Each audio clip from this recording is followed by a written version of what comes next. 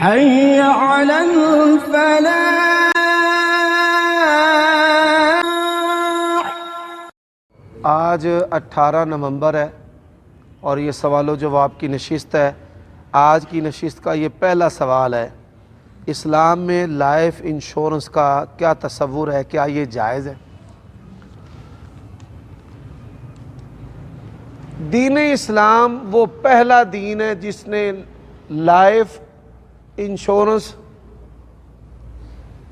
اس کا ایک کامل تصور پیش کیا ہے. فتوحات کے بعد جب بیت المال کے اندر بڑا مال جمع تھا تو رسول کریم صلی اللہ علیہ وآلہ وسلم نے فرمایا: من ترک مالا فلیورثتہ، جس نے مال چھوڑا مال تو اس کے وارثوں کا ہے.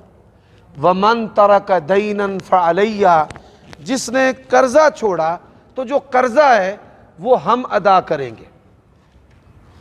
کاروباری جو نقصانات ہوتے ہیں، ایک تو فراڈی نقصانات ہوتے ہیں نا، کہ قرضے زیادہ ہیں، قرض داروں سے جان چھڑوانے کے لیے فیکٹری کو آگ لگوا دی، دیوالیہ شو کر دیا کہ میرے پاس تو کچھ ہے ہی نہیں، اور مال چھپا لیا. یہ فراڈی نقصان ہے. دوسرا جو لائف انشورنس کا تصور انگریزوں نے پیش کیا ہے یا مختلف کمپنیز نے،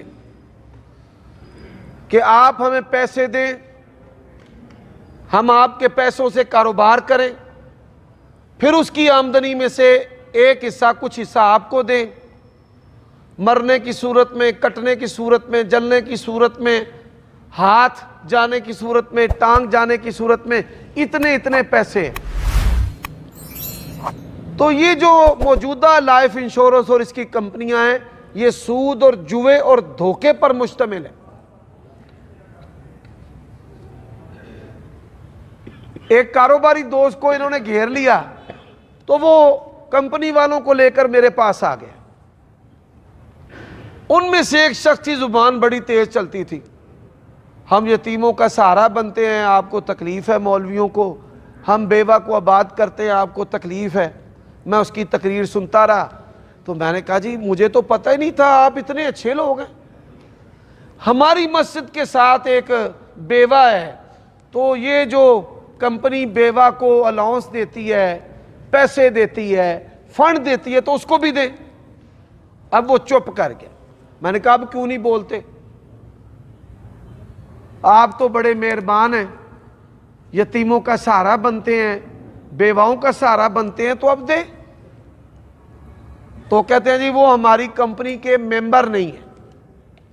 میں نے کہا: بھائی آپ کی کمپنی کا ممبر ہونا یہ شرط ہے. اسلام کی شرط جو ہے وہ مذہب اور مسلک بھی نہیں ہے، انسانیت ہے. انسانیت بھی نہیں ہے. کتے کو پانی پلایا تھا، اللہ تبارک و تعالیٰ نے اس نافرمان سرکش عورت کو جنت عطا کر دی. تو یہ آپ کا مال لیتے ہیں، اس مال کے عوض میں آپ کس کے مالک ہیں یہ موجود نہیں ہے. تو موجودہ جو لائف انشورنس ہے دھوکے، جھوٹ، جوئے اور سود کی مرکب صورت ہے، اس سے بچنا چاہیے.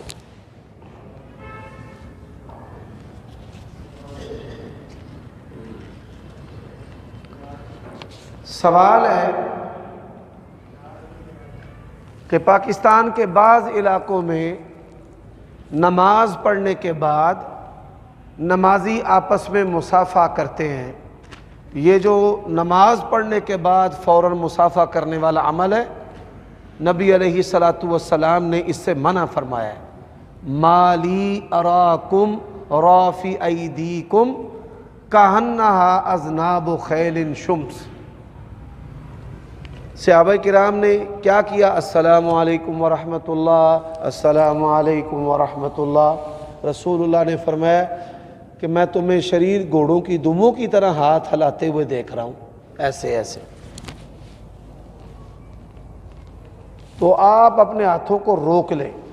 تو پھر صحابہ کرام اس عمل سے بعض آگے رک گئے. ہاں، یہ دو طرفہ ہاتھ پھیرنے کی بجائے آپ صف سے باہر نکلیں تھوڑا، اور کوئی اجنبی ہے، کوئی دوست ہے، کوئی ملنے والا ہے، کوئی پیارا ہے، تو پھر اس سے سلام آپ کر سکتے ہیں، لیکن صف سے نکل کر وہاں بیٹھے بیٹھے نہیں، سلام پھیرتے ہی نہیں۔ جماعت سے فارغ ہو کے سب ایک دوسرے سے سلام لیتے ہیں، امام صاحب سے ادھر ادھر۔ نماز سے فارغ ہونے کے بعد امام صاحب سے سلام لینا، ادھر ادھر سلام لینا، یہ بھی نبی علیہ السلام کے دور میں صحابہ تھے، نمازی تھے، امام تھے، لیکن یہ عمل نہیں تھا۔ تو ایسی نیکی جو عہد نبوی میں موجود نہ ہو، افراد، اسباب، حالات اس کے ہوتے ہوئے بھی اس کو اختیار نہیں کرنا چاہیے، وہ بدعت کے دائرہ کے اندر آتی ہے۔ بھائی حدیث کا معنی جو ہے وہ رسول اللہ سے لینا ہے کہ اپنی مرضی سے لینا ہے؟ حدیث کا معنی صحابہ کی زندگیوں سے سمجھنا ہے یا اپنی مرضی سے سمجھنا ہے؟ یہی تو بدعتی گروہ کرتے ہیں۔ تمام بدعتی گروہ آیت پڑھتے ہیں معنی اپنے والا، تفسیر اپنے والی، حدیث پڑھتے ہیں اور جو اس کا معنی حدیث ہے وہ اپنے والا، تو اپنے والا نہیں لے یہاں۔ آپ جتنے بھی گروہ ہیں ان کو قرآن پڑھتے بھی سنیں گے، حدیث پڑھتے بھی سنیں گے، لیکن جو فہم وہ لیتے ہیں، اگر آپ ان سے یہ پوچھ لیں کہ رسول اللہ صلی اللہ علیہ وسلم کی جماعت نے یہ عمل، یہ فہم لیا ہے، تو وہ بیچارے لاجواب اور بے بس ہو جائیں گے۔ بات کی سمجھ آئی ہے؟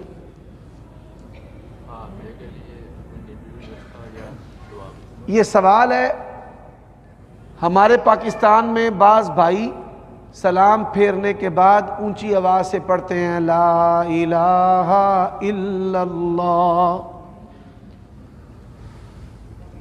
حضرت عبداللہ ابن عباس کی حدیث ہے صحیح مسلم میں، کنا نعرف انقضاء صلاۃ رسول اللہ صلی اللہ علیہ وسلم بالتکبیر، ہمیں نبی علیہ السلام کی نماز ختم ہونے کا پتہ چلتا کس سے؟ اللہ اکبر۔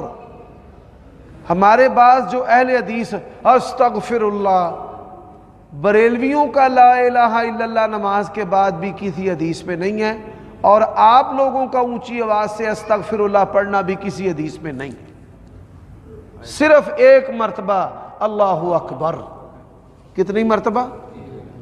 اونچی آواز سے اللہ اکبر، بس۔ اگلا جو ذکر ہے وہ آہستہ آواز سے۔ یہ بات یاد رکھیں، عبادت جو ہے وہ دلیل کے ساتھ ہوتی ہے۔ عبادت دلیل کیا ہے؟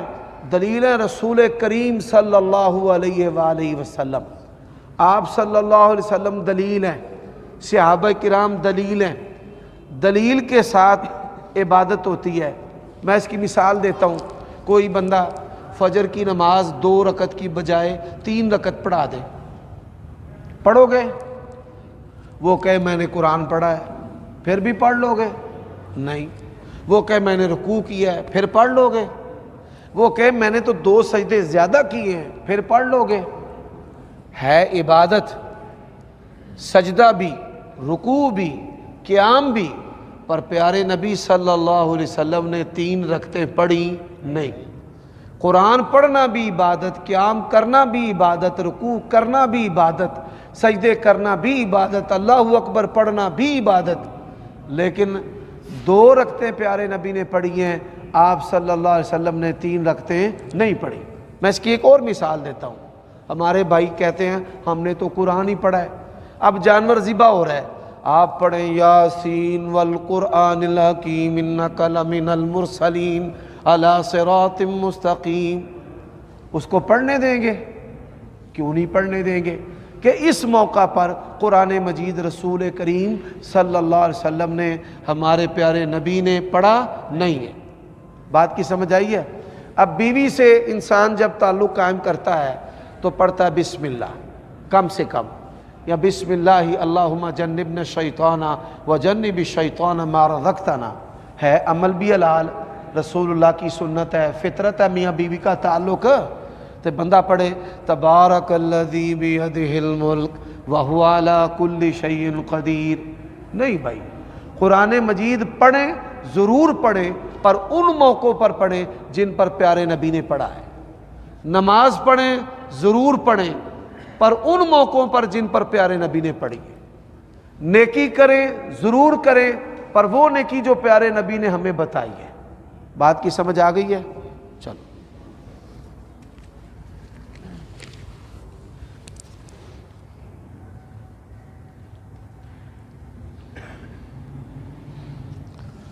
سوال ہے موبائل اکاؤنٹس میں جیز کیش وغیرہ ان میں پیسے رکھتے ہیں، اکثر اوقات میسج آتا ہے کہ آپ اپنے اکاؤنٹ میں بیلنس رکھتے ہیں یا بیلنس رکھنے کی وجہ سے 100 روپے آ جاتا ہے یا کچھ پیسے آ جاتے ہیں۔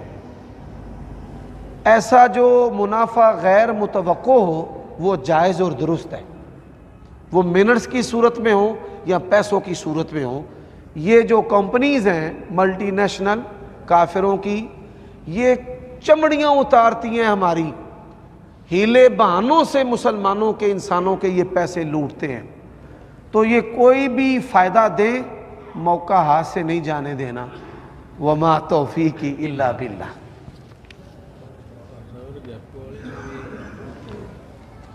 جی وعلیکم السلام ورحمۃ اللہ۔ کل روز قبرستان جانا، میرے والدین کی قبر دور نے، ثواب اتنے پہنچ جائیں۔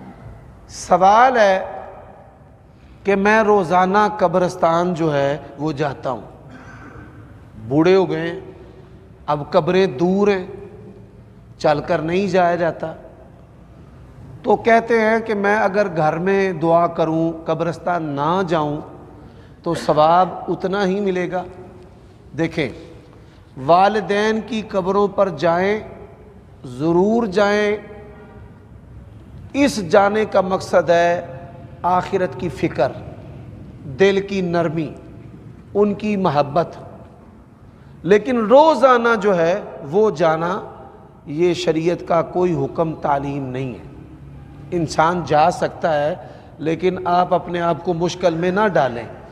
گھر بیٹھے ہوئے بھی آپ والدین کے لیے دعا کریں گے، آپ کو ثواب اتنا ہی ملے گا۔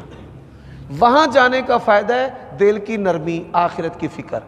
لیکن وہاں جا کر دعا کرنا اور گھر بیٹھ کر دعا کرنا یہ دونوں درست ہے اور اس کا برابر ثواب ہے۔ بالکل، سبحان اللہ۔ اللہ تعالی ہمیں بھی اپنے والدین کو زندہ ہوں یا فوت شدہ اپنی دعاؤں میں یاد رکھنے کی توفیق عطا فرمائے۔ ان بزرگوں کے سوال سے یہ میری نصیحت اور سبق ہے کہ اپنے والدین کو اپنی دعاؤں میں ہمیشہ یاد رکھیں۔ انسان کا رزق حلال بھی ہو، عابد زاہد بھی ہو، اگر والدین کے لیے دعا نہیں کرے گا اللہ تعالیٰ کا قرب نہیں اس کو نصیب ہونا۔ اللہ کا قرب پانے کے لیے والدین کے لیے دعا کرنا ضروری ہے۔ نافرمان اولاد کے لیے کیا دم کر کے پڑھیں؟ دعا بتا دیں۔ ربنا حب لنا من ازواجنا وذریاتنا قرۃ اعین وجعلنا للمتقین اماما بسم اللہ ارقیک من کل شیء یؤذیک ومن شر کل نفس او عین حاسد اللہ یشفیک اعیذک بکلمات اللہ التامہ من غضبہ وعقابہ وشر عبادہ ومن ہمزات الشیاطین وان یحضروک۔ یہ 3 میں نے دم بتائے ہیں۔ سورۃ فاتحہ 7 دفعہ پڑھے اور سورۃ بقرہ کا آخری جو رکوع ہے آمن الرسول بما انزل الیہ، یہ اللہ تعالیٰ کی طرف سے نبی پاک کو دیا ہوا تحفہ اور نور ہے۔ اس کے بڑے ہی اثرات ہیں۔ گھر کے اندر جو بندہ پڑھتا ہے یہ نور ہے، حجت ہے اللہ تعالیٰ کی طرف سے، یہ متروک سنت ہے۔ بڑے بڑے علماء نے اب اس کو چھوڑ دیا ہے۔ اپنے گھروں میں للہ ما فی السماوات و ما فی الارض وان تبدوا ما فی انفسکم او تخفوا یحاسبکم بہ اللہ، یہ جو ہے پورا جو آخری رکوع ہے یہ آپ پڑھا کریں، اور علم نشرہ پڑھا کریں، انا اعطیناک الکوثر پڑھا کریں، 3 کل پڑھا کریں۔ پڑھ کر سوئے ہوئے بچے کو دم کر دیں، اس کی روٹی بناتے ہوئے آیت کریمہ۔ ہمارے دادا استاد ہیں حافظ محمد محدث گوندلوی رحمۃ اللہ علیہ، تو ماں نے کہا کہ بچہ سرکشی کرتا ہے تو فرمانے لگے جب اس کی روٹی بناؤ تو پڑھا کرو لا الہ الا انت سبحانک انی کنت من الظالمین۔ اللہ تعالیٰ تیرے بچے کو تیرا فرما بردار بھی کر دے گا اور نیکوکار بھی کر دے گا۔ تو یہ عمل بھی بڑا مجرب ہے کہ آپ پڑھتے جو ہے نا روٹی پکائیں تو پڑھے لا حول ولا قوت الا باللہ اور لا الہ الا انت سبحانک انی کنت من الظالمین۔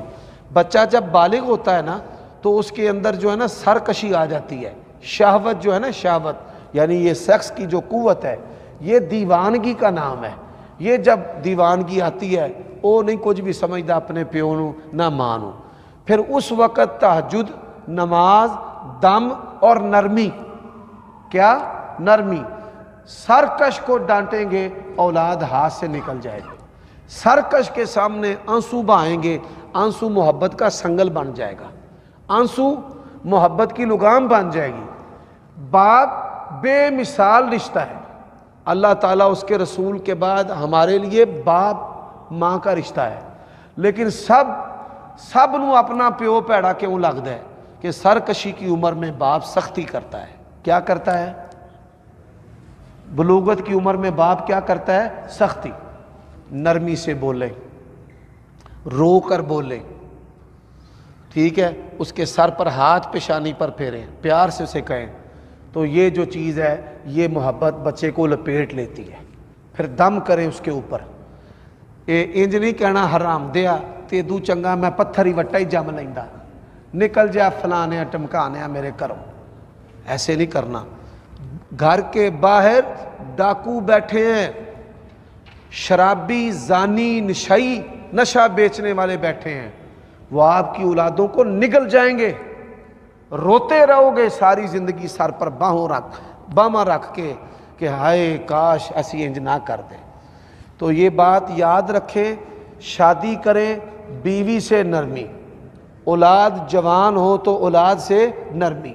قرآن نے ہمیں بتایا نا، یا بنی یا بنی ہے، پیارے بیٹے پیارے بیٹے پیارے بیٹے۔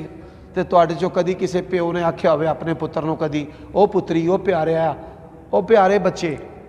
کبھی کسی نے قرآن مجید کے الفاظ زبان سے نکالے ہوں؟ کبھی کسی نے رسول اللہ کی سنت پر عمل کیا ہو، نبیوں کی سنت پر عمل کیا ہو کہ اپنے بیٹے کو کیا او پیارے بیٹے او صدقے واری؟ ایتھے اٹھدیاں بھی لانتاں تے پیندیاں سوندیاں بھی لانتاں۔ یہ انداز نہیں ہونا چاہیے، یہ غیر اخلاقی طریقہ ہے۔ ہماری مساجد کی بھی ذمہ داری ہے، خطبہ جمعہ دے وچ ماما بخشان دی بچائے دسو بھائی جوان اولاد ہو گئی ہے انہیں جی کریا کرو۔ صاحب ایک عورت کو 98 سال بعد حمل ہے، وہ حمل نو پائے ایک عورت کو دیر سے حمل ہوا ہے 8 سال کے بعد یا 10 سال کے بعد، تو وہ کہتی ہے کہ مجھے کوئی وظیفہ بتائیں۔ ایک تو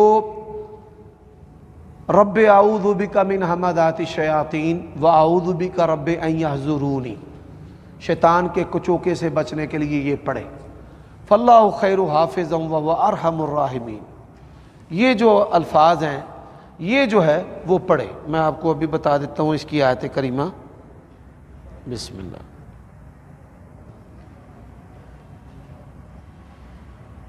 یہ بہت آپ نے اچھا سوال کیا ہے اور اس کو نمایاں کر کے بھائی اپلوڈ کرنا تاکہ جو حاملہ عورت ہے وہ اس سے فائدہ اٹھائے۔ جی یہ پکڑیں، یہ ہے سورۃ یوسف اور آیت کریمہ ہے 64 نمبر، فاللہ خیر حافظا وہو ارحم الراحمین۔ جب بنیامین کو حضرت یعقوب علیہ السلام نے بھیجا، فاللہ خیر حافظا وہو ارحم الراحمین کے الفاظ انہوں نے پڑھے، تو بچہ گھر سے باہر جائے تب یہ پڑھے، اور اسی طرح حمل کی حفاظت کے لیے بھی یہ پڑھے۔ یہ الفاظ بڑے ہی مؤثر ہیں اللہ کی توفیق سے۔ ایک بندہ سجدہ سہو کر رہا تھا، وہ اس نے دونوں طرف سلام پڑھا، میں نے کہا یار میں نے سنا کہ ایک طرف کیسے کیا؟ بڑا اہم سوال ہے۔ فرماتے ہیں کہ میں نے ایک بندے کو سجدہ سہو کرتے دیکھا ہے جس نے 2 طرفہ سلام پھیرا ہے اور پھر سجدہ سہو کیا ہے۔ تو پیارے بھائی یہ سجدہ سہو کا مسنون طریقہ ہے، ایک طرف سلام پھیر کے سجدہ سہو کرنے کی کوئی دلیل دین اسلام میں نہیں ہے۔ یہ حنفی اسکول آف تھاٹ کا عمل ہے، اس کی دلیل نہیں ہے۔ رسول اللہ صلی اللہ علیہ وسلم نے، بٹھا دیں ان کو، ادھر ہی بٹھا دیں، آواز آئے گی انہاں دی بڑی دور تک آواز جاندی ہے ماشاءاللہ ببر شیر ہے. ہاں جی 1 منٹ حافظ صاحب بات پوری ہو جائے پھر آپ کی بات سنوں گا. تو ہمارے حنفی جو دوست ہیں وہ سجدہ صاف کرتے ہیں, ایک طرف سلام پھیرا, سجدہ صاف کیا, پھر بقیہ تشہد پڑھا. تو نبی علیہ الصلوۃ والسلام 2 طریقوں سے سجدہ صاف کرتے تھے. سلام پھیرنے سے پہلے 2 سجدے کرنا اور پھر سلام پھیرنا, اور 2 طرفہ سلام پھیر کر 2 سجدے کر کے پھر سلام پھیرنا. پیارے نبی صلی اللہ علیہ وسلم نے اسی طرح صاف کے سجدے کیے ہیں. جی حافظ صاحب. شاہ صاحب ایک عورت کے بارے میں سوال ہے کہ بھائی اس کے خاوند نے ساری زندگی اس کے ساتھ میل کی, مار کٹائی, گالی گلوچ کی ہے. اب جب اس کی پچھلی عمر ہے نا, بول چال ان کی بند ہے, وہ کہتی ہے کہ میرا اس کے ساتھ بولنے کو جی نہیں چاہتا. ایک خاوند ہے جس نے ساری زندگی اپنی بیوی کو مارا, پٹائی کی, گالیاں دی. اب عورت بوڑھی ہو گئی ہے, برداشت کی قوت تھوڑی ہو گئی ہے, وہ کہتی ہے کہ مجھ سے اب برداشت نہیں ہوتا, نہ اس کی ڈانٹ ڈپٹ اور نہ ہی تان تشنی گالم گلوچ. ایسے شریر سے دور رہنا ہی بہتر ہے, یہ بات یاد رکھیں. ایسا جو موذی ہے نا, جو بدخلق ہے, منہ پھٹ ہے, تشدد کرنے والا ہے, اپنی عزت کو بچانے کے لیے, گناہ سے بچنے کے لیے اس سے فاصلہ ہی بہتر ہے. وہ ٹھیک کر رہی ہے اسے دور رہ کر. ٹھیک ہے جی, ہاں بالکل. جی حافظہ کے لیے پہلی جو دوائی ہے وہ تو خمیرہ گاؤ زبان حکیم ارشد والا, یہ حافظہ کے لیے انتہائی بہترین دوا ہے. دوسرا لمبے سجدے کرے, دوسرا کیا کرے, لمبے سجدے کرے. اور تیسرا یہ اللہ تعالیٰ کے اسماء حسنہ سے اپنے حافظے کے لیے دعا کرے, سر پر ہاتھ رکھ کر دم کرے, سورۃ فاتحہ پڑھے. اور اللہ فتاح ہے, یعنی حافظے کو, دماغ کو کھولنے والا ہے. اللہ کے اسماء حسنہ سے مانگنے کا عمل بھی متروک ہو چکا ہے. اللہ کا حکم ہے وَلِلَّهِ الْأَسْمَاءُ الْحُسْنَى فَادْعُوهُ بِهَا, اللہ کے اچھے نام ہیں, اللہ کو ان ناموں سے پکارو. تو یا اللہ تو فتح ہے, میرے دماغ کو علم کے لیے کھول دے. اللہ جو ہے وہ سکھانے والا ہے, اللہ تو مجھے سکھا. اللہ جو ہے سمجھانے والا ہے, یا اللہ تو سمجھانے والا ہے, مجھے یہ چیز سمجھا دے. تو آسان کرنے والا ہے, یہ چیز میرے لیے آسان کر دے. اللہ تعالیٰ اس کے ساتھ انشاءاللہ حافظہ کھول دے گا. اور لمبے سجدے کرے. خون گاڑھا ہو جاتا ہے, انسان کا خون گاڑھا ہونے کی وجہ سے دماغ جو ہے نا وہ ہاں دماغ ٹھنڈا ہو جاتا ہے اور حافظہ اچھا نہیں رہتا. پروٹین کا, گوشت کا استعمال کرے, دلیا اس کا استعمال کرے. بدن کے اندر تذابیت اور رطوبت زیادہ ہوتی ہے, یعنی سردی غالب ہوتی ہے, اس سے حافظہ خراب ہوتا ہے. تو یہ چیزیں ہیں, تدبیر بھی اور دم رقیہ, یہ بھی میں نے آپ کی خدمت میں عرض کر دیا. جی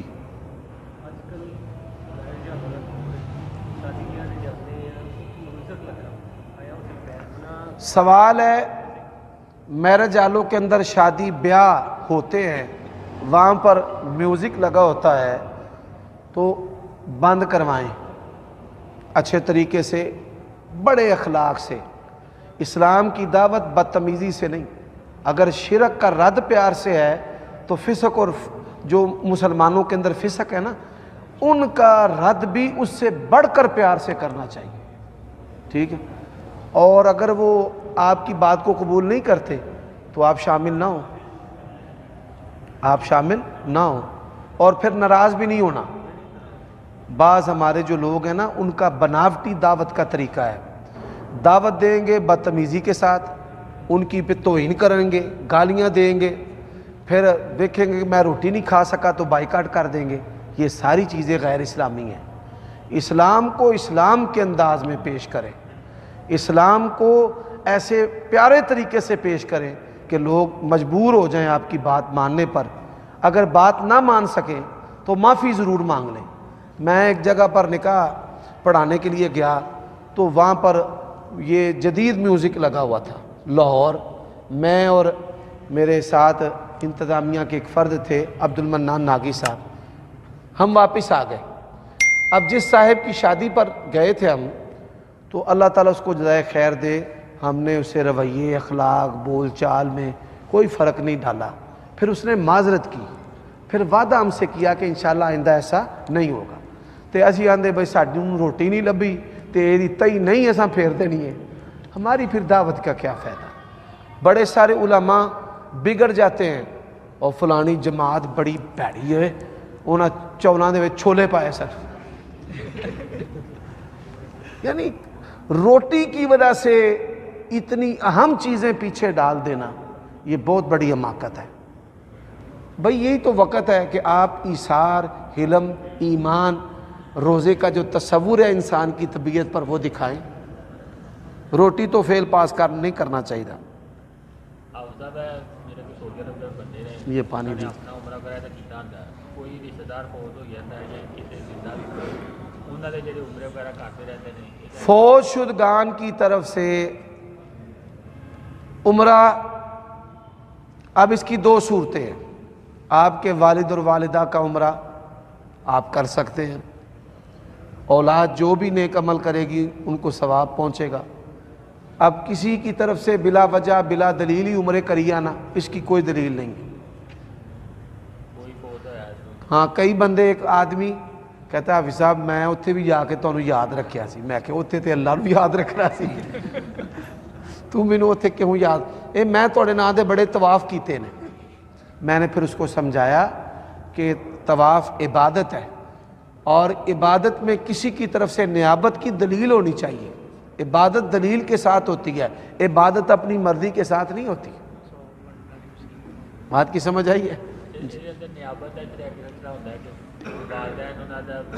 دیکھیں نیابت ہے, آپ کے والد پر فرض روزہ ہے رمضان کا یا نظر کا, نیابت ہے آپ ان کی طرف سے روزہ رکھ سکتے ہیں, لیکن آپ نماز نہیں پڑھ سکتے. اب آپ اپنے والد کا حج کر رہے ہیں, اس حج کے اندر جو کچھ آپ کریں گے, نماز بھی, روزہ بھی, صدقہ بھی, خیرات بھی, طواف بھی, سعی بھی, سب کا ثواب آپ کے والد صاحب کو جائے گا. بات کی سمجھ آئی ہے؟ تو بعض عبادات میں نیابت ہے, یعنی نیابت کا معنی کسی کا نائب ہونا. روزے میں نیابت ہے, ورثاء اپنے والدین کے روزے رکھیں گے, فدیہ بھی دے سکتے ہیں مالی طور پر. حج میں نیابت ہے. اب طواف میں نیابت نہیں ہے, عمرے میں نیابت نہیں ہے. بعض لوگ علماء مختلف احادیث سے استدلال کرتے ہوئے کہتے ہیں کہ عمرہ کر سکتا ہے, لیکن کوئی اس پر وہ استدلال ہے, وہ دلیل نہیں ہے. مثال ایک عورت آئی, اس نے کہا یا رسول اللہ حاج نے میرے باپ کو ایسی حالت میں پا لیا ہے کہ میرا ابا تو سواری پر نہیں بیٹھ سکتا, یعنی بڑھیپے میں وہ امیر ہو گیا. تو رسول اللہ صلی اللہ علیہ وسلم نے فرمایا حجی ان ابیک و تعمیری, اپنے باپ کی طرف سے حج بھی کر اور عمرہ بھی کر.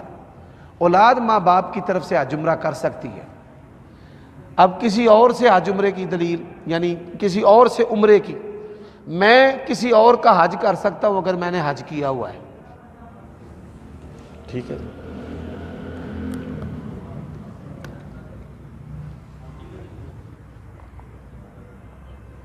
جی. سوال ہے نماز میں ہاتھ کہاں باندھنے چاہیے؟ نماز میں ہاتھ باندھنے کے بارے میں علماء کے 4 گروہ ہیں. پہلا گروہ ہے حنبلی اور بعض اہل حدیث کا کہ رکوع سے پہلے بھی ہاتھ باندھے اور رکوع کے بعد بھی ہاتھ باندھے. جو حنبلی لوگ ہیں ان پر 2 چیزوں کا غلبہ ہے. ایک عقیدے پر تشدد, سختی, اور شاید صوفیوں اور ترکوں کی ضد میں یہ سختی ہے ان پر. دوسرا رافضیوں کے رد میں, شیعہ کے رافضیوں کے رد میں, تو وہ رکوع سے پہلے بھی ہاتھ باندھتے ہیں, وہ رکوع سے بعد بھی. اہل السنہ والجماعہ کا ایک گروہ ہے مالکی, وہ رکوع سے پہلے بھی ہاتھ چھوڑتے ہیں اور رکوع کے بعد بھی. یعنی یہ دونوں گروہ انتہا ہے، ایک حنبلی اور ایک مالکی۔ اب ایک گروہ ہے کہ جو یہ کہتا ہے کہ آپ رکوع سے پہلے ہاتھ باندھیں اور رکوع کے بعد ہاتھ چھوڑ دیں۔ ہمارے ہاں جیسے احناف ہیں، شافعی ہیں، اور اسی طرح بعض حنبلی علماء بھی ہیں۔ محدثین نے رکوع سے پہلے ہاتھ باندھنے کے چیپٹر قائم کیے ہیں، کسی امام محدث نے رکوع کے بعد ہاتھ باندھنے پر کوئی چیپٹر قائم نہیں کیا۔ اور ایک بات اور بھی ذہن میں رکھیں، ایک دلیل ہے اور ایک استدلال ہے۔ دلیل اللہ تعالیٰ اور اس کے رسول کی بات، عمل، اور استدلال علماء کی بات اور عمل ہے۔ جو مقلدین، متعصبین، فرقہ پرست لوگ ہیں وہ استدلال کو ہی دلیل سمجھ بیٹھتے ہیں، یعنی مولوی کے فہم کو ہی اللہ رسول کی بات کا درجہ دے دیتے ہیں۔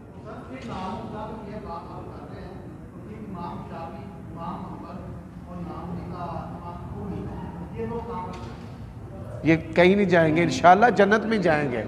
بس ذرا بات سنیں، قریب آ جائیں، قریب، دور دور نہ رہا کریں۔ آپ قیمتی آدمی ہیں، بیٹھے۔ میں ایسا ان کو نہیں مانتا۔ اچھا، جو بندہ خود ہی ایک بات کہتا ہے کہ جی جو شخص جو میں بات کہہ رہا ہوں تو وہ نام اس کا اگر بات آپ کو نبی پاک کے طریقے سے نہ ملی ہے تو اس کو اٹھا کے نالی میں دیوار میں پھینک دیا جائے، تو آپ پھر سر اتحاد کہاں نکل جاتا ہے؟ اچھا، سبحان اللہ، مجھے بھی موقع دیں۔ ایک بات یاد رکھیں، ایک امام کو ایک حدیث پہنچی اور وہ اس حدیث کو صحیح سمجھتا ہے۔ آپ یہ سن کر حیران ہوں گے، امام احمد بن حنبل رحمہ اللہ اہل حدیث کے اور اہل السنہ کے پسندیدہ ترین امام ہیں، بات کی سمجھ آئی ہے؟ لیکن امام احمد رحمہ اللہ ناف کے نیچے ہاتھ باندھتے تھے۔ مجھے بات پوری کرنے دینا جی۔ آپ جو جس کی جستجو کر رہے ہیں وہ میری گفتگو کا اگلا حصہ ہے، اگر پوری ہو جائے گی تو انشاءاللہ تشنگی باقی نہیں رہے گی۔ موجودہ جو حنبلی ہیں وہ سب سینے پر ہاتھ باندھتے ہیں، امام احمد ناف کے نیچے ہاتھ باندھتے تھے، اور موجودہ جو حنبلی ہیں وہ کہاں پر ہاتھ باندھتے ہیں؟ سینے پر۔ کیوں؟ حنبلی وہ گروہ ہے جو تقلید جامد کے قائل نہیں ہیں۔ تقلید وہ کرتے ہیں، وہ کہتے ہیں اگر ہمارے امام کے قول سے حدیث ٹکرائے گی ہم حدیث کو مانیں گے، ہم امام کے قول کو نہیں مانیں گے، چھوڑ دیں گے۔ آپ یہ سمجھ لیں کہ ان کے مذہب کے اندر زیر ناف ہاتھ باندھنا ہے، لیکن وہ سینے پر ہاتھ کیوں باندھتے ہیں؟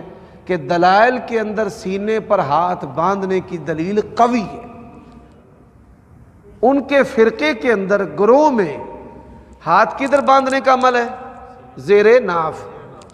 اب اگلی بات آ گئی، اہل حدیث علماء میں سے کوئی ادنا عالم تو دور کی بات ہے، یہ جو آپ لوگ بیٹھے ہیں، کبھی کسی بھی بندے نے ہاتھ باندھنے اوپر نیچے کا تعلق جنت جہنم سے نہیں جوڑا۔ ہم جوڑتے ہیں اتباع سنت سے، دلیل سے، قوی ہونے سے۔ کبھی کسی نے یہ نہیں کہا بھائی جنہ زیر ناف ہاتھ بننے نے وہ جہنم میں جان گے، نعوذ باللہ امام احمد جہنم میں جائیں گے؟ نہیں۔ اصل بات کیا ہے؟ ایک امام کو حدیث پہنچی نہیں، رسول اللہ صلی اللہ علیہ وسلم کے علاوہ دنیا کے کسی امام محدث کے پاس ساری شریعت کا علم نہیں ہے۔ امام احمد رحمہ اللہ کی کتابوں میں بعض حدیثیں نہیں ہیں۔ اب دیکھیں، کئی حدیثیں ہم مسلم شریف سے لیتے ہیں، کئی حدیثیں ہم ابو داؤد شریف سے لیتے ہیں، کئی حدیثیں ہم امام ترمذی کی کتاب سے لیتے ہیں، کئی حدیثیں ہم ابن ماجہ سے لیتے ہیں، کئی حدیثیں ہم مسند احمد سے لیتے ہیں۔ جی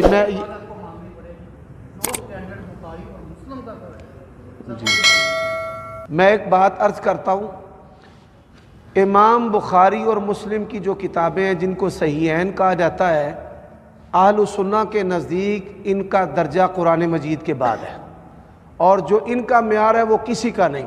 لیکن ایک اور چیز ہے، محدثین کی شرائط پر دنیا کی کسی بھی حدیث کی کتاب میں حدیث صحیح موجود ہو، ہمارے نزدیک وہ بخاری مسلم کی حدیث کی طرح ہی قابل عمل اور قابل تسلیم ہے۔ محدثین کی شرائط پر دنیا کی کسی حدیث کی کتاب میں بھی حدیث ہو، وہ بخاری مسلم کی طرح ہی ہمارے لیے قابل تسلیم، قابل عمل، اور اس بات میں کوئی شک نہیں کہ صحیحین کا مقام قرآن مجید کے بعد ہے۔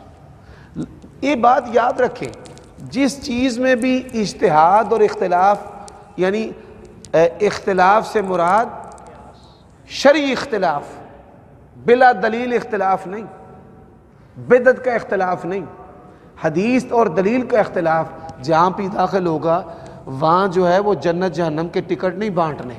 بھئی ایک اہل حدیث ہے وہ رکوع کے بعد ہاتھ باندھتا ہے تو تجھے آکو تو جہنمی ہے، وہ آندہ نہیں تو چھاڑ دینا تو جہنمی ہے۔ یہ جہلا کا وتیرہ ہے، اس کا علم کے ساتھ کوئی تعلق نہیں ہے۔ پانی جی جی صاحب یہ آج کل جو سیاست میں بات کرتے ہیں لوگ، کافی کہہ دیتے ہیں یہ خان صاحب، عمران خان صاحب کافر ہیں، کچھ لوگ کہتے ہیں اس طرح، یہ اس کے بارے میں کیا کہا؟ کسی بھی مسلمان کو کافر کہنے کا اختیار کسی انسان کے پاس نہیں ہے۔ رسول اللہ صلی اللہ علیہ وسلم نے بھی کسی مسلمان کو کافر نہیں کہا۔ یہ گندگی انگریزوں کی اور خوارج کی پیدا کردہ ہے۔ عمران خان، نواز شریف، زرداری، پرویز مشرف، یہ سب مسلمان ہیں۔ بات کی سمجھ آئی ہے؟ ہاں، ان کو ایویں منہ چوکے جو بندہ ایسی باتیں کہہ دیتا ہے۔ جی میں سمجھا نہیں۔ اولو الامر حاکم وقت ہے۔ یہ گزشتہ خطبہ جمعہ میں یہاں سے گیا تو کچھ لوگ آ گئے بڑے میرے پیارے تعلق والے، کہتے ہیں حافظ صاحب نکاح پڑھاؤ۔ میں نے کہا جی نکاح پرت کدھر ہے؟ آندھے نے شرعی پڑھا دیو۔ میں نے کہا نبی علیہ السلام کا حکم ہے حاکم کی نیک کاموں میں اطاعت ہے، جب تک پرت نہیں آنے میں نے نکاح نہیں پڑھانا۔ اچھا جی پرت آ گئے، پرت وہ فیل ہو گئے۔ اب جو باپ تھا وہ کہتا جی پڑھاؤ نکاح جی۔ میں نے کہا بھائی اللہ تعالیٰ اس کے رسول کی تعلیم ہے لڑکی کی رضا کو جاننا ہے، لڑکی کے دستخط کرواؤ۔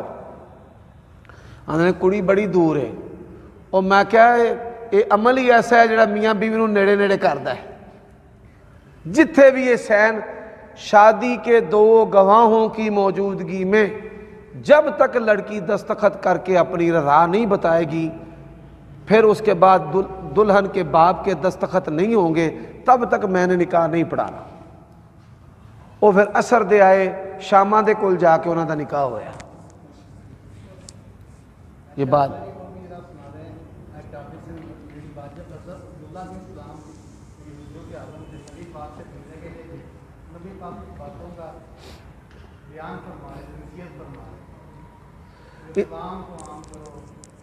افشوا السلام واطعموا الطعام وصلوا الارحام صلوا باللیل والناس نیام۔ عبداللہ بن سلام کہتے ہیں رسول اللہ صلی اللہ علیہ وسلم فرما رہے تھے سلام کو عام کرو، جسے آپ جانتے ہیں جسے نہیں جانتے، جو بھی مسلمان ہیں السلام علیکم۔ اسی طرح کھانے ایک دوسرے کو کھلاؤ، رشتہ داری کو جوڑو، اور جب لوگ سو جائیں تو اللہ تعالیٰ کی بارگاہ میں کھڑے ہو جائیں۔ اللہ تعالیٰ ہمیں عمل کی توفیق عطا فرمائے۔ سوال ہے جی؟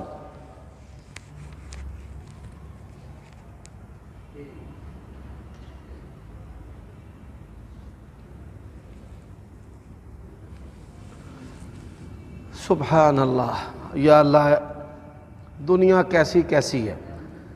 ایک آدمی نے سوال کیا ہے کہ آپ نے ایک نشست میں کہا ہے کہ حضرت علی رضی اللہ تعالیٰ عنہ کا فرمان ہے میرے گروہ اور معاویہ کے گروہ کے جو مقتولین ہیں وہ جنت میں ہیں۔ اگر یہ کوئی بات شیعہ کرتا تو آپ نے کہنا تھا دیکھو جی شرک کر دیا ہے، حضرت علی کو کیسے پتہ چل گیا کہ وہ جنتی ہیں؟ میری باتوں کو جو مریض ہیں دل کے وہ کئی دفعہ کاٹ دیتے ہیں، منہ بھی لا دیتا پچھوں بھی کٹ دیتا تے اپنی مرضی دی گل بنا لی۔ کوئی جو ہے وہ مجھے شیعہ بنانے کے چکروں میں رہتا ہے، کوئی ناس بھی بناتا ہے، کوئی اسلام سے باہر کرتا ہے۔ جس بیچارے کا جو شوق ہوتا ہے وہ اپنا شوق پورا کرنے کی کوشش کرتا ہے۔ میں نے کئی دفعہ بتایا ہے کہ 10 باتیں ایسی ہیں جب کوئی صحابی کرے تو وہ مرفوع کے درجہ میں ہوتی ہے۔ صحابی تفسیر بیان کرے تو وہ رسول اللہ کی تفسیر ہے، صحابی حکم دے، صحابی نہیں کرے، صحابی ثواب بتائے، صحابی گناہ بتائے، صحابی جو ہے عبادت کرے، صحابی جو ہے وہ مستقبل کی خبر دے، جنت جہنم کے بارے میں بتائے، تو وہ کس کی بات سمجھی جائے گی؟ او بولو بھائی، رسول کریم صلی اللہ علیہ وسلم کی بات سمجھی جائے گی۔ اس کے لیے فن حدیث میں اصطلاح ہے حکمن مرفوع۔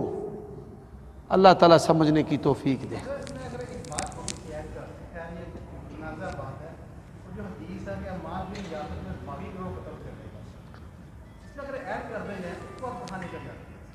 اس حدیث پر کئی دفعہ کومنٹس ہو چکے ہیں، آپ کے علم میں بھی میں اضافہ کر دیتا ہوں۔ اس حدیث کو بیان کرنے والوں نے بھی بڑی گمراہی پھیلائی ہے اور اس کا جواب دینے والوں نے بھی بڑی گمراہی پھیلائی ہے۔ حدیث بھی پوری پڑھتا ہوں اور پھر ایک سوال کے ساتھ ہی جو غبار ہے وہ سارا ختم ہو جائے گا۔ رسول اللہ صلی اللہ علیہ وسلم نے فرمایا، ہائے عمار، تجھے ایک باغی گروہ جو ہے وہ قتل کرے گا، آپ ان کو جنت کی طرف بلاؤ گے اور وہ تجھے جہنم کی طرف بلائیں گے۔ 2 باتیں ایسی ہیں، آنکھیں اگر بند ہوں تو دن بھی رات ہے، اس میں بھلا کیا قصور آفتاب کا۔ بھئی آئیں بندہ اکھاں نہیں میٹ لے تے آنکھیں رات ہے، رات تے نہیں۔ سن لو، جو اپنا ہے جو بیگانہ ہے۔ حضرت علی رضی اللہ تعالی عنہ کے مقابلہ میں 2 گروہ تھے۔ ایک گروہ ہے جو مسلمانوں کا ہے اور ان کا اور حضرت علی کا عقیدہ اور منہج اور عبادات ایک ہیں۔ وہ گروہ کون سا ہے؟ حضرت معاویہ کا۔ دوسرا گروہ تھا خوارج کے ساتھ۔ دوسرا جو گروہ ہے مقابلہ کس کے ساتھ تھا؟ او بولو بھائی، خوارج کے ساتھ۔ اس حدیث کا مصداق خوارج ہے، اس حدیث کا مصداق حضرت معاویہ کا گروہ نہیں، کیونکہ نبی کریم نے صلی اللہ علیہ وسلم نے فرمایا آپ ان کو جنت کی طرف بلائیں گے۔ اگر حضرت عمار نے معاویہ رضی اللہ تعالی عنہ کو دعوت دی ہے تو پھر اس حدیث کا مصداق حضرت معاویہ ہے، اور اگر حضرت عمار نے دعوت خوارج کو دی ہے، آپ یہ سن کر حیران ہوں گے کہ حضرت علی کے 2 مناظر تھے جو خوارج کو دعوت دیتے تھے۔ ایک مناظر کا نام عبداللہ بن عباس تھا رضی اللہ تعالی عنہما، اور دوسرے مناظر کا نام عمار بن یاسر تھا رضی اللہ تعالی عنہ۔ تو بھائی بانمتی نے کنبا جوڑا، کہیں کینٹ کہیں کا روڑا۔ ہائے عمار، تجھے باغی گروہ قتل کرے گا، آپ ان کو جنت کی طرف بلائیں گے اور وہ تجھے جہنم کی طرف۔ حضرت عمار نے کس گروہ کو جنت کی دعوت دی تھی؟ اگر تو وہ گروہ معاویہ رضی اللہ تعالی عنہ کا ہے تو پھر اس حدیث سے مراد حضرت معاویہ کا گروہ ہے، پھر ہم آگے بڑھیں گے جواب دینے کے لیے۔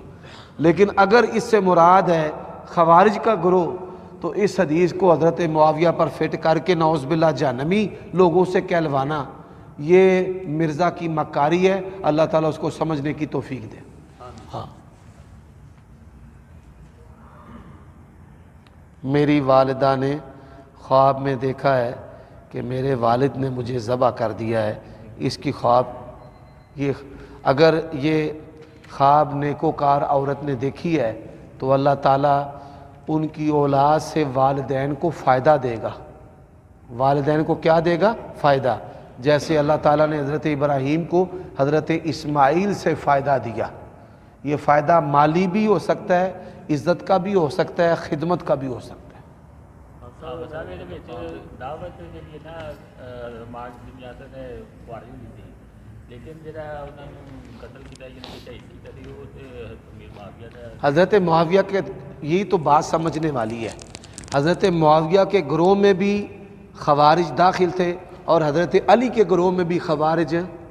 सुभान अल्लाह, बड़ी छोटी सी बात है। हदीस है दुआं दे विचों बंदे निकल के कुव्वत बनान के खवारिज दी दुआं ग्रोहां च वो इधर भी सन ते वो मतलब एक सादा सवाल किया जाए, मैं टॉपिक छेड़ता नहीं हूँ। जी छेड़े जी, अजी छेड़न वाले तो खुश होंगे जे। नहीं नहीं, आप हमारे भाई हैं। सवाल आया था, अच्छा अब मैं अगर आपसे ये कहूँ कि अगर हज़रत अमीर मुआविया और हज़रत अली की जंग हुई थी, उनमें कौन हक के ऊपर तो आप क्या हज़रत अली, ये तो हमारे अकीदे की किताबों में लिखा हुआ है। लेकिन हम हज़रत जी मैं जवाब, अब अगली बात पूरी सुन लें। रसूलुल्लाह सल्लल्लाहु अलैहि वसल्लम ने फरमाया मेरी उम्मत के दो गिरोह होंगे और दोनों में से जो हक के ज़्यादा करीब होगा वो खवारिज को कत्ल करेगा। अब ये हदीस बताता है कि हज़रत मुआविया का गिरोह जो है हक पर वो भी है, हक के ज़्यादा करीब हज़रत अली का गिरोह है। हज़रत मुआविया का गिरोह नौज़ बिल्लाह को फासिक को फाजिर कोई ऐसा नहीं था। जी बस बड़ी आपने प्यारी बात की। मैं सर जानता हूँ शायद इस्मान के ऊपर ही था। हज़रत अली ने कहा था कि आप लोग मेरे बाजू में दूर करें तो मैं नाम उसका मान। देखिए ना, हज़रत अली जब हज़रत उस्मान शहीद हुए हैं तो खवारिज ने सबसे पहला मुद्दा किस पर डाला था? जी हाँ जी बिल्कुल सही बात है जी। हज़रत उस्मान जब शहीद हुए ना तो जड़े मुखालिफी सन ना खारजी, उन्हें सब तो पहला हज़रत अली ते इल्ज़ाम लाया भाई अली ने करवाया काम। फिर उन्होंने हाथ उठाकर कहे कि अल्लाह तू जानता है दुनिया आना बरी उम्मिन दमी उस्माना, मैं उस्मान के खून से बिल्कुल बरी हूँ। उन्हीं लोगों ने फिर हज़रत अली पर तोहमतें लगाईं, उन्हीं लोगों ने फिर हज़रत मुआविया पर तोहमतें लगाईं। चलो भाई। हाँ साहब, मैं ख्वाब में देखता हूँ एक आयत याद कर रहा था करते करते सो गया। तो ख्वाब में देखता हूँ मेरे इर्द गिर्द जो है ना, मैं दरमियान में बैठा हूँ और वो हिल्फाज पढ़ रहा हूँ सुभान अल्लाह की तरफ तो मेरे इर्द गिर्द जो है ना सफ़ेद लिबास में लोग कर रहे हैं। ये ख्वाब है, ये खैर और ईमान की ख्वाब है। अपनी इबादत को और मजबूत करें, फ़वाहिश से बचें, यानी जो सेक्स के फितने हैं ज़ाहरी पोशीदा उनसे बचें और अल्लाह की दोस्ती में आगे बढ़ें। अल्लाह आपको कबूलियत देगा। हाँ ये अच्छी बात है। बाबा जी कितने पैसे हुए इन्हें? एक चलो माशाअल्लाह, अल्लाह ने काम बना देता। अल्लाह कबूल फरमाए। एक बारी पढ़ो ला हौला वला कुव्वता इल्ला बिल्ला। जाओ अल्लाह दे स्पुर तुम बह रहे हो। हाँ मसले सुनने ने। हाँ जी आफत जी बोलो। अच्छा या अल्लाह दोस्त थोड़ा फौत हो गया, चलो देने तुम टाइम थोड़ी सेहत का भी। अल्लाह ताला तुहानू कामयाब करे।